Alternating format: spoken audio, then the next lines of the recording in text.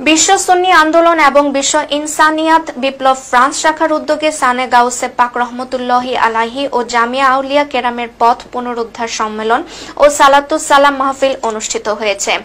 গত 13 নভেম্বর প্যারিসের একটি হলে সংগঠনের প্রতিষ্ঠাতা এবং প্রবর্তক আল্লামা ইমাম হায়াতের দিক নির্দেশনায় এই অনুষ্ঠানের আয়োজন করা হয়।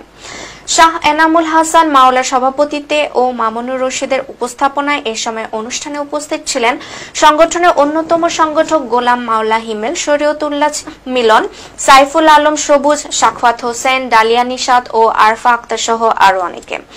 অনুষ্ঠানে নেতৃবৃন্দ বলেন, কুফর জুলুমের স্বৈরদস্যুতা, মুলুকিয়তের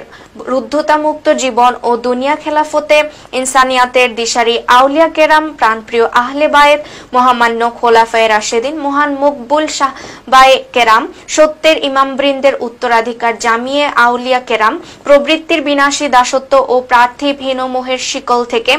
আত্মার মুক্তি ও জীবনের আসল লক্ষ্যে অভিযাত্রা আলো আউলিয়া কেরাম, জীবনের চূড়ান্ত সাফল্য তাওহীদ রেসালাতের কবুলিয়াতের ধন্য ও নৈকট্য একাকার জীবন ও খেলাফতে ইসলামের আলোকবর্তিতা আউলিয়া কেরাম।